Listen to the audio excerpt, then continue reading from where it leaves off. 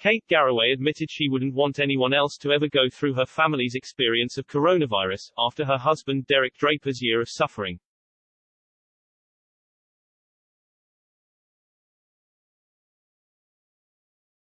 Kate Garraway, 54, became a household name in the UK throughout the coronavirus pandemic, as the brave Good Morning Britain presenter continues to care for her husband Derek Draper, the longest-suffering victim of the relentless illness. And her former ITV co-star Piers Morgan, 56, who believes he was struck down with the Delta variant after attending Wembley for the Euro 2020 final, had his pal on his mind throughout his 2 weeks of isolation.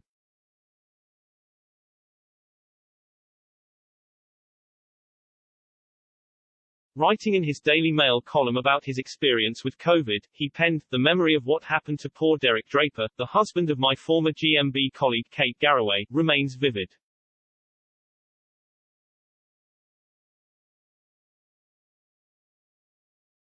He also told readers that she had called in to check on him, as she knows all too well the effects of the illness.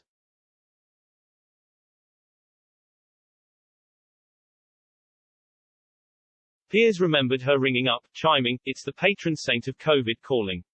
She chuckled, self-mocking the fact that since Derek was taken ill, that's pretty much all Shush has been able to think or talk about either privately or publicly.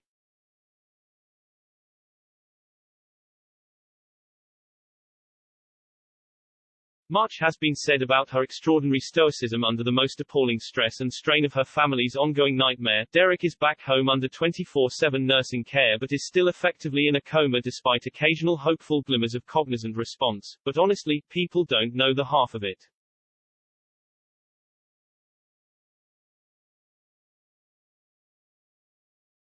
He noted that Kate took him through her daily routine and it exhausted him just hearing it.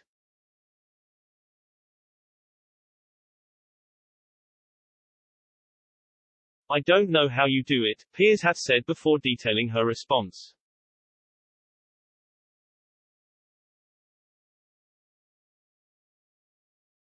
"What choice do I have?" she replied. "Derek is the love of my life."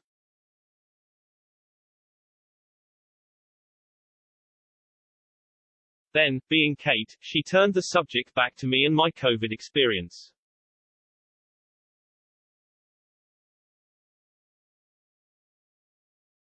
He revealed they joked about the fact his symptoms meant he couldn't taste wine anymore, something he described as one of my worst nightmares.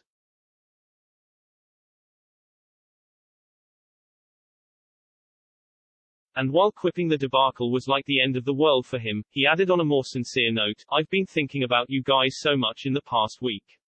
I've felt pretty awful with COVID, but the vaccine may well have saved my life. Derek never had the chance to take one. That just seems so desperately unfair."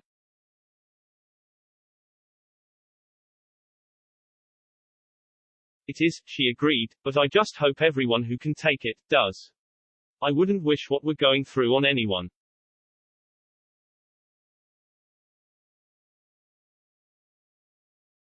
Piers, who has been double jabbed with the Oxford AstraZeneca vaccination, reflected on his own experience with COVID and compared it to that of others.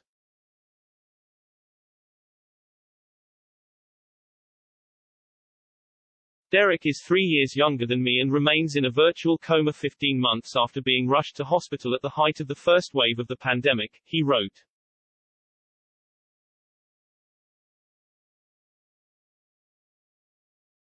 Recently, Kate fumed over the offering of a 3% pay rise for nurses, after Health Secretary Sajid David accepted the independent NHS pay review body's recommendation.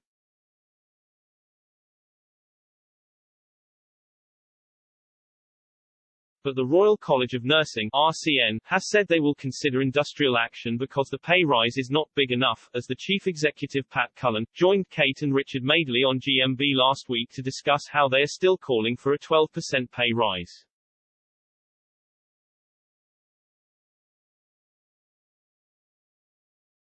Kate, whose husband Derek received over a year's worth of treatment from the NHS for coronavirus and is still receiving care at home, said she was desperate for nurses to be rewarded but understood the economic strain the country was currently under.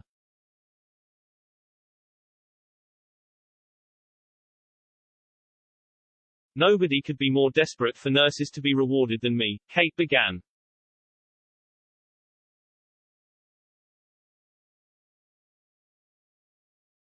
Nurses, I think, saved Derek's life and are still very involved in keeping him alive because it's the nursing care, as well, of course, the brilliant doctors, but the nursing care that during critical days and months that made all the difference.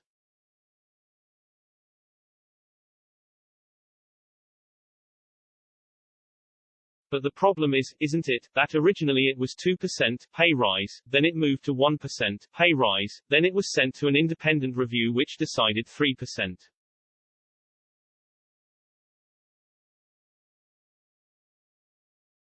We are in £2 trillion worth of debt as a country. There are people working in the private sector who are working incredibly hard, maybe in less emotive roles, but still working incredibly hard, who are losing their jobs because the economy is under such extraordinary strain, she continued.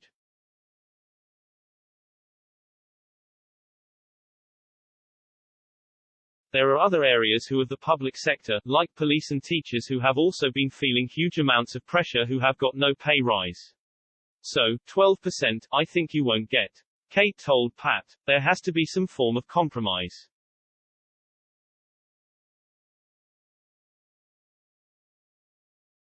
Pat replied, yesterday wasn't an award that will have any compromise in it, that's it as far as the government is concerned. This is not, that's it, as far as our nurses are concerned, because if you don't do the decent thing for nurses, you don't do the decent thing for patients.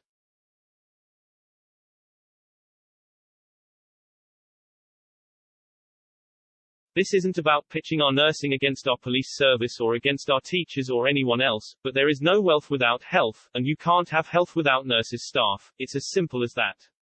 It's just plain and simple, he exclaimed.